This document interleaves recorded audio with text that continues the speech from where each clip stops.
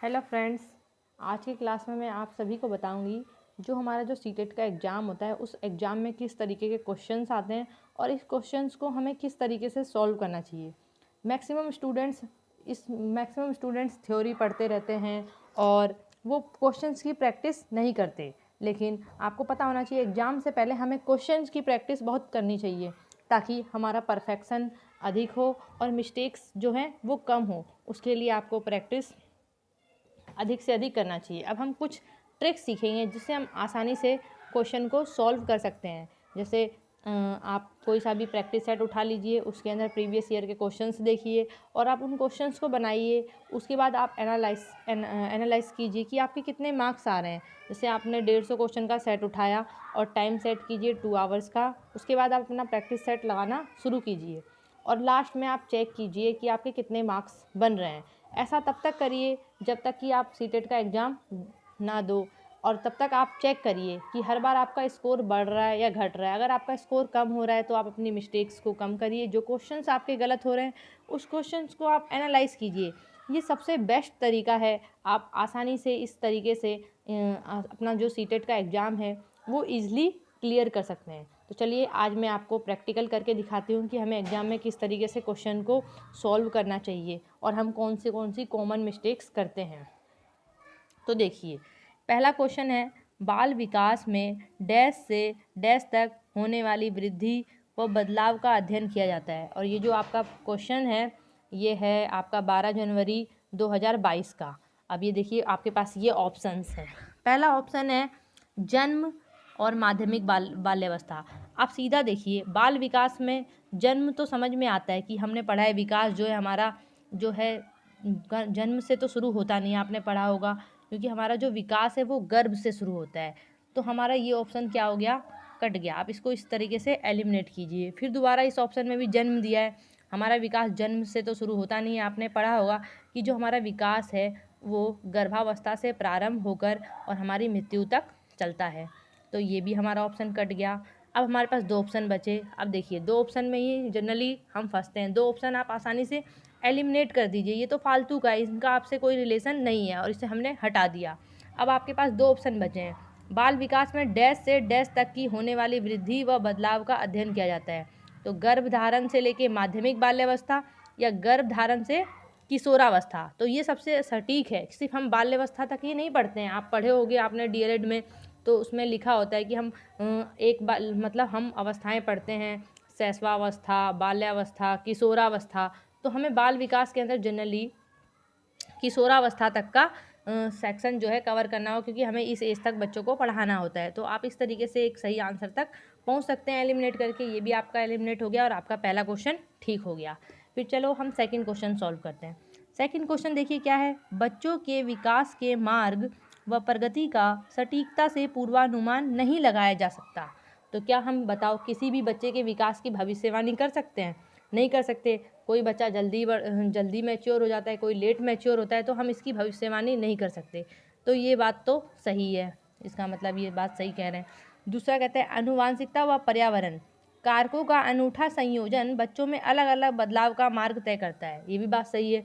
जैसे आनुवांशिकता जो हमें अपने पेरेंट्स से मिला और कुछ हमारे वातावरण के कारक जो होते हैं, इन दोनों में बच्चों में अलग अलग बदलाव, इससे बच्चों में क्या होता है, कुछ अलग अलग बदलाव देखने को मिलता है। तो हमारा ये भी सही है। अब ऑप्शन देखिए, ए और आर दोनों सही है। आर सही व्याख्या करता है ए की। ए आर दोनों सही है लेकिन आर सही व्याख्या नहीं करता ए की। तो हमारा ये ठीक है फर्स्ट वाला। आगे देखिए, अगला कहता है समाजीकरण क्या है? समाज के रीति रिवाजों को पारित करने की एक सरल प्रक्रिया। समाजीकरण इतना सरल तो हो नहीं सकता, और सिर्फ समाज के रीति रिवाज ही इसके अंदर आ रहे हैं, तो ये तो लिमिटेड कर रहे हैं, तो ये हमारा नहीं हो सकता। अगला कहता है जटिल प्रक्रिया जो प्रत्यक्ष और अप्रत्यक्ष दोनों रूप से होता है। हाँ, ये हो सकता है कि समाजीकरण हमारा प्रत्यक्ष से भी होता है और अप्रत्यक्ष रूप से भी होता है। तीसरा कहता है व्यवस्थित तरीके से होने वाली रैखिक प्रक्रिया। तो समाजीकरण एक रैखिक प्रक्रिया तो है नहीं जो एक लाइन में हो, तो हो नहीं सकता। अगला कहता है औपचारिक प्रक्रिया है जो केवल, आपको याद रखना जिस भी ऑप्शन में अगर आपको केवल मिल जाए तो वो कभी आंसर नहीं हो सकता। केवल जो है लिमिटेड को दिखाता है कि आपके आंसर को सीमित कर रहा है, और आप एक शिक्षक बनने जा रहे हैं तो आपका सोचने का तरीका और आपका दृष्टिकोण जो है व्यापक होना चाहिए कि आप दूर तक सोच पाओ।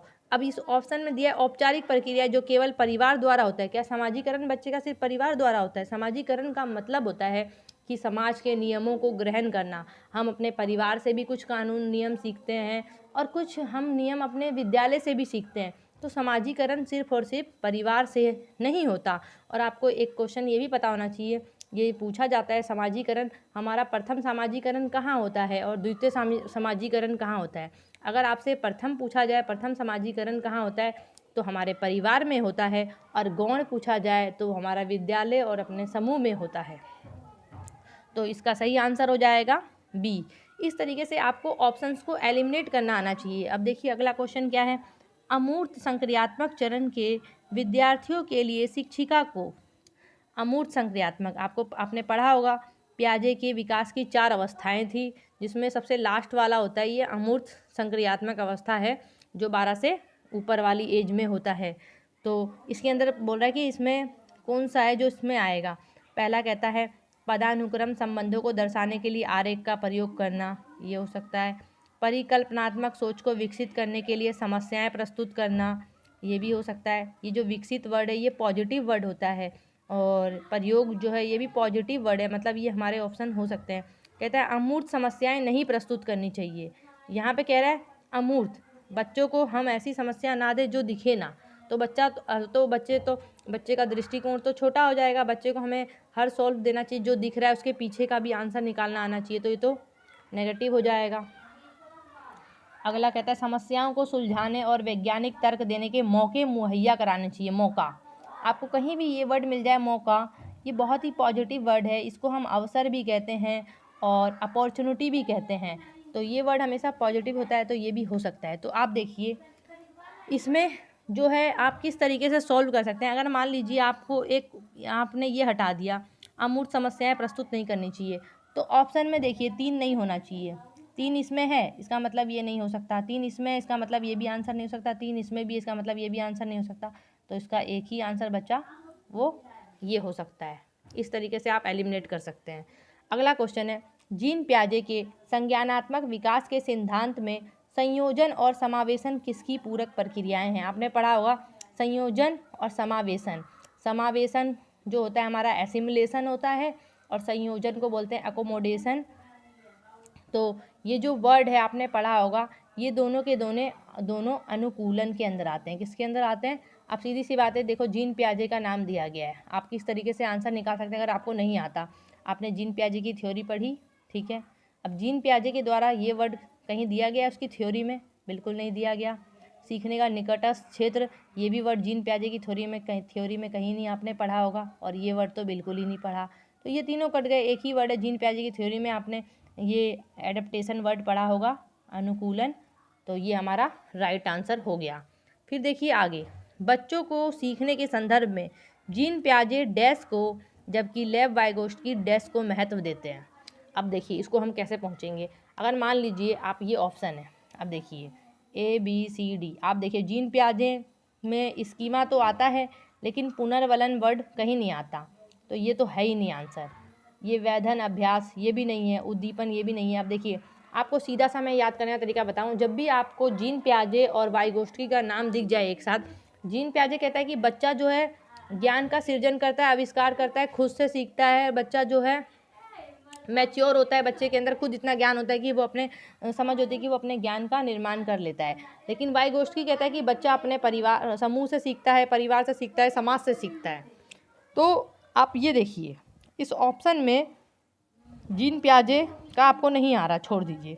वाइगोस्की का देखिए, और यहाँ पे सांस्कृतिक वर्ड है, मतलब सीधी सी बात है, वाइगोस्की यहाँ पे कहता है कि समाज से सीखता है, समाज की जगह यहाँ पे सांस्कृतिक वर्ड यूज़ किया गया है। तो ये तो करेक्ट आंसर हो गया, और ये परिपक्वता इसमें आ गया, यानी 6 का आंसर A। आप इस तरीके से भी एग्जैक्ट आंसर तक पहुँच सकते हैं। अब देखिए 7वां, लेव वाइगोस्की के अनुसार निम्नलिखित में से कौन सी शिक्षा शास्त्र की प्रणाली में संज्ञानात्मक विकास को बढ़ावा लेने के लिए सही नहीं है। अक्सर बच्चे इस नहीं को नहीं पढ़कर आंसर गलत लगा देते हैं, तो आप क्वेश्चन को अच्छे से पढ़िए। यहाँ पे नहीं पूछा है, और वाइगोष्ठकी की बात है, तो जब वाइगोष्ठकी का नाम आए तो आपको याद रखना है, वाइगोष्ठकी कहता है कि बच्चा समूह में सीखता है, बच्चा समाज से सीखता है। इसका जो जनरली फोकस था कि बच्चे समाज से सीखते हैं। अब देखिए कौन सा ऑप्शन है यहाँ, निर्देशित आदान प्रदान। आदान प्रदान में एक आदमी तो होगा नहीं, 2-3 के बीच में ही आदान प्रदान होगा, तो ये हमारा पॉजिटिव हो सकता है। व्यापक चर्चाएं, जब हम डिस्कशन करते हैं तो अकेला कोई डिस्कस करे या नहीं, जब कई लोगों से डिस्कस करेगा तो वो समाज ग्रुप बन गया, समूह बन गया, तो समूह में सीखना। सहयोगात्मक अधिगम, सहयोग में अकेले तो सहयोग होगा नहीं, 2-4 मिलेंगे तब जाके मिलकर सहयोग से होगा, तो वो भी समूह में हो गया। तो ये तीनों तो पॉजिटिव हो गए। अगला वर्ड देखिए, दोहराव और वह स्मरण करना। तो याद करिए, जब भी किसी ऑप्शन में आपको ये वाला वर्ड मिल जाए, दोहराव, स्मरण करना, याद करना, ऐसे वर्ड हमेशा नेगेटिव होते हैं और ये कभी भी सीटेट के एग्ज़ाम में आंसर तो हो ही नहीं सकते। तो ये हमारा आंसर नहीं है और यही हमारा जो होगा यहाँ पे गलत होगा और ये करेक्ट आंसर है हमारे लिए। अब देखिए अगला क्वेश्चन। अगला क्वेश्चन कहता है, कैरोल गिलगिन ने लॉरेंस कोलबर्ग की नैतिकता विकास की समालोचना करते हुए तर्क रखा कि कोलबर्ग नारीवादी नैतिकता पर जोर देती है को नकारते हैं। उन्होंने कहा जो कोलबर्ग की थ्योरी है वो देखभाल की नैतिकता है। किसकी नैतिकता है? देखभाल की। हावर्ड गार्डनर ने बहुबुद्धि का सिद्धांत दिया, ये तो आप लोगों को पता ही है, वो तो थ्योरी है। अब देखिए अगला question, very very important question है ये। राष्ट्रीय शिक्षा नीति 2020 के अनुसार शिक्षा को किस पर बल देना चाहिए? अब इसको समझिए। मान लीजिए आप बिल्कुल नए स्टूडेंट हैं, आपको इसका आंसर नहीं आता, तो आप किस तरीके से इस क्वेश्चन का आंसर करेंगे? आप थोड़ा सा कॉमन सेंस लगाइए।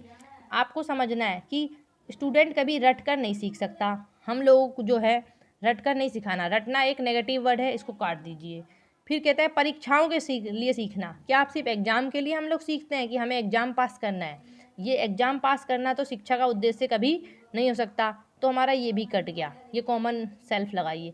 कहता है गैर संदर्भित, गैर मतलब जो किसी से रिलेटेड ना हो, गैर संदर्भित विषय वस्तु, ऐसी चीज़ें पढ़ना या फिर ऐसी चीज़ें, ऐसा विषय पढ़ना जिसका कोई रिलेशन ही नहीं है किसी भी चीज़ से, तो गैर संदर्भित भी तो हो नहीं सकता। अब देखिए, अब जो हमारा लास्ट ऑप्शन बच गया, और ये थोड़ा संकल्पनात्मक समझ, आप एक ऐसे भी थोड़ा सा दिमाग लगा सकते हैं। जो ऑप्शन थोड़ा अटपटा हो, अजीब हो, जिसका मतलब आप समझ नहीं पा रहे हो, वो ही आंसर होता है जनरली, क्योंकि वो ऐसे वर्ड देते हैं बच्चों को समझने में बहुत दिक्कत होती है। आप सिंपल सा बात समझिए, रट कर सीखना तो कभी आंसर नहीं है। बच्चों को हमें रटना तो नहीं बनाना। हमारी राष्ट्रीय शिक्षा नीति 2020 का उद्देश्य क्या है? बच्चों को ज्ञान का खुद निर्माता है, बच्चे ज्ञान के खुद निर्माता है। हमें बच्चों को, टीचर का काम क्या है? बच्चों को फैसिलेट करना, बच्चों को गाइडेंस देना, मार्गदर्शन देना। सीखना तो बच्चे खुद ही सीखेंगे। तो इस तरीके से आप सही आंसर निकाल सकते हैं। अगर मान लीजिए आप ज़्यादा नहीं भी पढ़े तो भी आज कुछ कॉमन सेंस लगाकर आप ये देखिए कौन सा ऑप्शन सबसे ज़्यादा पॉजिटिव है, सकारात्मक है। किस ऑप्शन को पढ़कर आपको लग रहा है कि इसमें कुछ नकारात्मकता नहीं छुपी हुई है।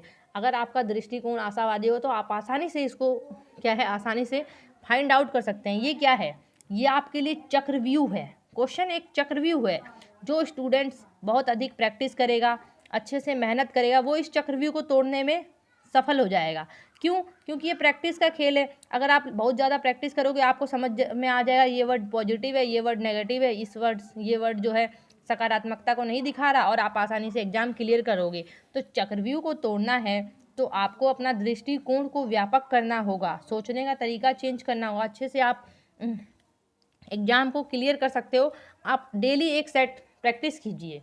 जब आप प्रैक्टिस करोगे तो आपको वहाँ पे क्या होगी, रियल प्रॉब्लम मिलेगी। आप थ्योरी पढ़ते जाओ पढ़ते जाओ पढ़ते जाओ और आप प्रैक्टिस कर नहीं रहे हो तो आपसे एग्ज़ाम कभी भी क्लियर नहीं होगा। और आपको बता दूं कि मेरे पास सारे के सारे थ्योरी के अच्छे से नोट्स हैं। अगर आप सभी को नोट्स चाहिए, पहले आप सारी थ्योरी पढ़ लीजिए, उसके बाद ये सारे क्वेश्चंस लगाइए, देखिए आपका तुरंत सॉल्व होता है। और मेरे पास खुद मेरे हाथ से बनाए गए नोट्स हैं, और ये नोट्स पढ़कर ही मेरा खुद का ही सीटेट का एग्ज़ाम क्लियर हुआ है। और मैंने सीटेट में 28 मार्क्स जो हैं साइकोलॉजी में लास्ट टाइम मैंने लिए हैं।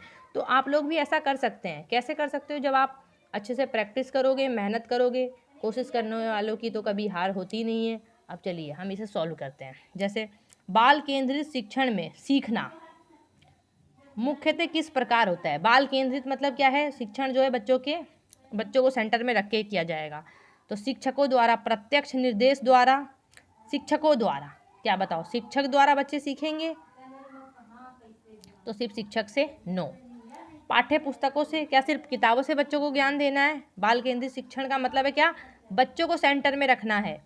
तो ये भी नहीं, ये भी नहीं। अधीनकर्ताओं के लिए निष्क्रिय, ये तो पहले से ही नेगेटिव वर्ड है, निष्क्रिय। बच्चा हमेशा, जब हमारा शिक्षा का उद्देश्य बच्चे को हमेशा सक्रिय रखो, एक्टिव रखो, तो ये भी नहीं हो सकता। लास्ट में कहता है विविध, वैरायटी। बच्चों को हमें विविध स्रोतों का अन्वेषण करके, अन्वेषण मतलब खोज करके, बच्चे को सिर्फ एक ही तरीके से नहीं पढ़ाना है, अलग अलग तरीके से पढ़ाना है, खोज करके पढ़ाना है। तो ये ऑप्शन जो है सबसे बेस्ट ऑप्शन रहेगा। इस तरीके से आप अपने आप सब जो हैं डेली प्रैक्टिस कीजिए और एनालाइज कीजिए कि आपके कितने आंसर आ रहे हैं। और अगर आप इस तरीके से प्रैक्टिस करोगे तो मुझे विश्वास है कि आप सब इस बार का सीटेट एग्ज़ाम ज़रूर आसानी से क्लियर कर लोगे। Okay, thank you very much, take care, have a nice day. मिलते हैं नेक्स्ट वीडियो में।